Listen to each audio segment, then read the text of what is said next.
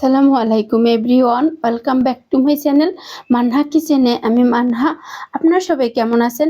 আশা করি আল্লাহর রহমতে সবাই অনেক অনেক ভালো আছেন। আমিও আল্লাহর রহমতে ভালো আছি। দূরের কাছে দেশ এবং দেশের বাহির থেকে যেসব আপু ভাইরা আমার ভিডিওটি দেখছেন সবাইকে জানাই অনেক অনেক শুভেচ্ছা এবং অভিনন্দন। আমার প্রিয় ভিউয়ার্সরা, আজকে আমি আপনাদের জন্য খুবই সুন্দর একটি কিউট কেকের ডেকোরেশন নিয়ে হাজির হলাম। আর এই কেকটি আমি কীভাবে তৈরি করেছি, কীভাবে ডেকোরেশন করেছি সব কিছু ডিটেলসে শেয়ার করব। সম্পূর্ণ ভিডিওটি দেখা অনুরোধ রইল। প্রথমে আমি 1/3 কাপ ময়দা নিলাম। 1/3 কাপ ময়দা থেকে 1 টেবিল চামচ ময়দা তুলে নিলাম। তার পরিবর্তে দিলাম 1 টেবিল চামচ কর্নফ্লাওয়ার, দেব 1 টেবিল চামচ পাউডার দুধ, দেব 1/4 চা চামচ বেকিং পাউডার, দিব টিস্পুন চামচের অর্ধেক বেকিং সোডা আর টিস্পুন চামচের অর্ধেকেরও কম লবণ। এই সমস্ত শুকনো উপকরণগুলো কিন্তু একদম একই দিতে হবে, তাহলে আপনার কেক অনেক সফট এবং স্পঞ্জ হবে এবং একদম পারফেক্ট হবে। এবার শুকনো উপকরণগুলো আমি 1 থেকে 3 বার চেলে নেব। যেহেতু পরিমাণে কম 2 বার চাললেও হবে, বেশি পরিমাণে হলে 3 থেকে 4 বার চেলে নেবেন। আপনি যতবার চালবেন ততই আপনার কেক ফ্লাফি হবে, স্পঞ্জ হবে। এবার একটি স্প্যাচুলা দিয়ে নেড়েচেড়ে ঢেকে রেখে দেবো। অবশ্যই ঢেকে রাখবেন, না রাখলে বেকিং পাউডার আর বেকিং সোডার কার্যকারিতা নষ্ট হয়ে যাবে। এবারে আমি হাফ পাউন্ড কেক আগে আমি একটি ডিম দিয়ে বানাতাম, কিন্তু এখন প্রায় আমি 2টা ডিম দিয়ে বানাই, কারণ 2টা ডিম দিয়ে বানালে কেকটা একটু বড় হয় আর অনেক স্পঞ্জ হয়।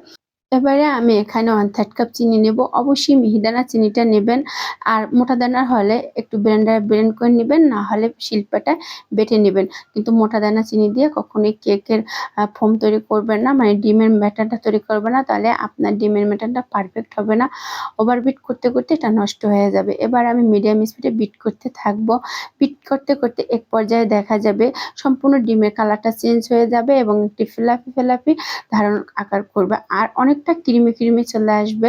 সো আমরা এটা এতভাবে বিট করব না যাতে এটা ওভারবিট হয়ে যায়। এটা বিট করব মিডিয়াম স্পিডে এবং ধীরে ধীরে 1 মিনিট পর পর একটি স্প্যাচুলা দিয়ে নেড়েচেড়ে চারপাশে মাঝখানে এনে দেবো। আর মাঝে মাঝে কিন্তু চেক করতে হবে চিনিটা আমার পারফেক্টভাবে গলে গেছে কিনা। এবারে এখানে নেব হাফ চা চামচ ভ্যানিলা এসেন্স। ভ্যানিলা কেকে ভ্যানিলা এসেন্সটা দেওয়ার চেষ্টা করবেন। ভ্যানিলা এসেন্স দিয়ে আমি ঘড়ি ধরে 1 মিনিট বিট করতে থাকবো। এটা দিয়ে বিট করার পরে যতটুকু চিনি গলা বাদ থাকবে সেটাও গলে যাবে, আর অনেক সুন্দরভাবে ডিমের ফোমটা রেডি হয়ে যাবে। আমার ডিমের ফোম রেডি। এখানে 1 টেবিল চামচ সয়াবিন তেল দিয়ে দিলাম, আর এখানে বেশি তেলের ইউজ করার দরকার নেই। আর তেল দিয়ে মাত্র 10 সেকেন্ডে বেশি বিট করব না, তাহলে ডিমের ফোমটা নষ্ট হয়ে যাবে। এবারে শুকনো উপকরণগুলো অল্প অল্প করে দিব আর হ্যান্ড উইচ দিয়ে মিশাতে থাকবো। আর এটা অবশ্যই একদিকে একভাবে মিশাবেন, এলোপাতাড়িভাবে মিশানো যাবে না এবং খুব জোরে জোরেও মিশানো যাবে না, তাহলে ডিমের ব্যাটারটা নষ্ট হয়ে যাবে। আর শুকনো উপকরণগুলো আমরা একবারে দেব না, সো একটু একটু দিব আর আমরা এটাকে মিশাতে থাকবো। আর অবশ্যই আমার হাতের দিকে লক্ষ্য করবেন, আমি কিন্তু একদিকে ঘুরিয়েছি, আমি কিন্তু এভাবে ওভাবে নাড়াচাড়া করিনি। আর এটাতে আমি একটু স্পিড বাড়িয়ে দিয়েছিলাম, কিন্তু এটা এত ধীরে ধীরে করবেন যাতে আপনার হাতও টের না পায় যে আপনি কোনো কাজ করতেছেন। অবশ্যই বুঝতে পারছেন। এবারে আমি একটু লিকুইড দুধ দিয়ে দিলাম। এখানে 1 টেবিল চামচ। 1 টেবিল চামচ লিকুইড দেওয়ার কারণ হলো তাহলে কেকটা খেতে অনেক মজা হবে, কেকটা একদম পারফেক্ট হবে। ইদানিং কেন জানি আমার কেকের মাঝখান থেকে চুপসে যায়, মানে হাওয়া থেকে যায়। আমি বুঝতে পারি না, প্রত্যেকবারই আমার 2টো করে কেক বানাতে হচ্ছে। আল্লাহ জানে আমার কি সমস্যা দেখা দিল। তবে এই সমস্যার রহস্য আমি পেয়ে গেছি, সেটা আপনাদেরকে আমি বলবো। এবারে তেল ব্রাশ করে আমি ভিতরে একটি লেখালেখির কাগজ কেটে দিয়েছিলাম, সেটা দিয়ে তারপর উপর থেকে ব্যাটারটা ঢেলে দিব। আর এই যে কেকটা দেখছেন এটা পারফেক্ট হয়েছিল, কিন্তু এর আগে একটা তৈরি করেছিলাম সেটা নষ্ট হয়ে গেছিল।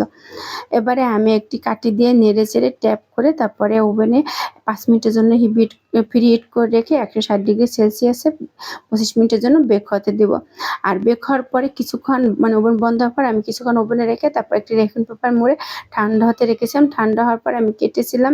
আর দেখুন এই কেকটাও কেমন জানি একটু মাঝখান থেকে কাটতে যেয়ে কেমন হয়ে গেছে, তাই কাটাটা আর আপনাদের কাছে শেয়ার করলাম না।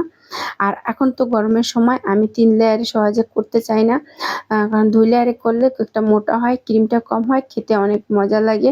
কারণ গরমে অতিরিক্ত ক্রিম কিন্তু খাওয়া যায় না। আর এখানে আমি টপিক্যাল ক্রিমটা ব্যবহার করেছিলাম।